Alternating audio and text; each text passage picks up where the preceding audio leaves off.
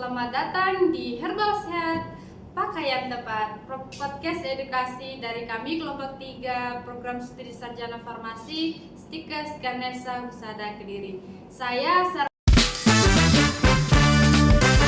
Billy dan hari ini kita akan ngobrol santai tentang penggunaan obat herbal secara rasional. Dan lebih serunya lagi, kita akan bahas contoh penerapannya pada penyakit diabetes. Nah, sudah ada rekan mahasiswa dari Stikes Ganesha Husada Kediri, program studi farmasi. Ada Kak Bonifasya dan juga Kak Adelina. Halo Kak, gimana kabarnya? Halo, kabar baik. Terima kasih sudah mengundang saya dan teman saya. Tema kali ini sangat penting untuk dibahas. Sekarang banyak orang yang menggunakan obat herbal karena dianggap alami dan aman. Wah, betul sekali nih Kak. Tetapi yang sering menjadi pertanyaan kita itu, apakah obat herbal itu aman dan digunakan tanpa aturan? Nah, ini yang kita akan bahas bersama hari ini Sobat Sehat. Jadi teman-teman yang sering minum jamu, rebusan daun atau obat tradisional lainnya, wajib banget nih dengar sampai selesai ya. Tetapi meskipun herbal itu alami, bukan berarti kita bisa menggunakan seenaknya Sobat Sehat. Kenapa? Karena banyak dari kita yang menggunakan herbal cuma berdasarkan perkataan orang, rekomendasi tetangga atau informasi dari media sosial tanpa melihat dosis dan keamanannya.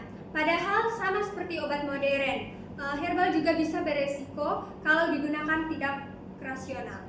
Wah, tepat sekali ya. Penggunaan obat herbal secara rasional berarti obat digunakan tepat indikasi, tepat dosis, tepat cara, dan berdasarkan bukti ilmiah. Jadi tidak asal minum karena ikut-ikutan atau mitos ya Sobat Sehat.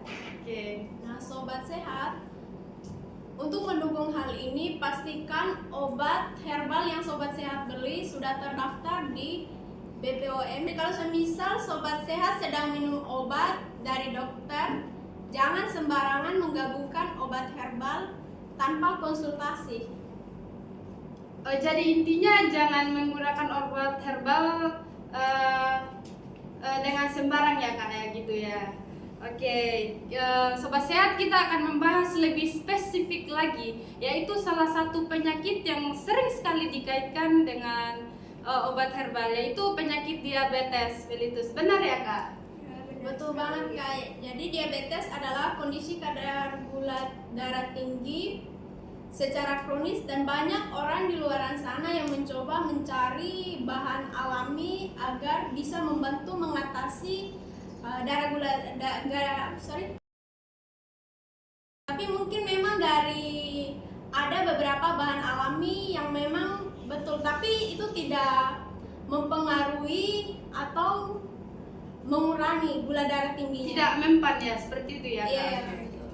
Oke, apa sih salah satu contohnya, boleh disebutkan ya Kak? Ya, tentu saja boleh. Oke. Misalnya daun insulin yang membantu meningkatkan sensitivitas insulin, pare yang mengandung senyawa karatin yang juga membantu menurunkan gula darah, kayu manis yang meningkatkan metabolisme glukosa, dan juga daun salam dan mahkota dewa yang juga secara tradisional bisa menjaga kadar gula. Ya, menarik sekali Sobat Sehat. Tetapi ada kata tetapinya nih. Apakah obat herbal dapat menggantikan obat dari dokter? Nah, ini penting sekali untuk dibahas teman-teman. Herbal tidak boleh digunakan sebagai pengganti obat dokter tanpa konsultasi. Herbal hanya boleh dijadikan terapi pendamping, bukan pengganti. Misalnya pasien diabetes yang sudah menggunakan metformin boleh konsumsi teh daun insulin, tetapi tetap dengan pemantauan dokter agar tidak terjadinya hipoglikemia atau gula darah terlalu rendah. Wow, luar biasa sekali Sobat Sehat. Jadi kuncinya harus bijak ya. Gunakan herbal dengan dasar pengetahuan dan bukti ilmiah ya. Jangan hanya sekedar katanya bagus ya Sobat Sehat. Oke. Betul banget, karena yang kita cari itu bukan cuman alami tetapi juga aman dan efektif. Ya, Betul Jadi sekali. jadi kami juga membuat buklet sebagai panduan praktis, Kak. Oke. Ingat ya, semua harus digunakan dengan dosis yang tepat. Jadi bisa disimpulkan bahwa obat herbal itu bermanfaat kalau digunakan secara rasional. Ya, Oke. benar sekali, karena sehat itu bukan cuman alami atau kimia, tetapi soal bagaimana kita menggunakan obat dengan pengetahuan dan tanggung jawab. Ya, betul sekali. Sobat sehat, kita sudah sampai di akhir episode ini. Gak nyangka banget waktunya cepat berlalu ya Sobat sehat. Kesimpulannya itu penggunaan obat herbal adalah warisan budaya yang sangat berharga. Tapi kunci utamanya agar obat herbal memberikan manfaat optimal adalah penggunaan secara rasional. Oke.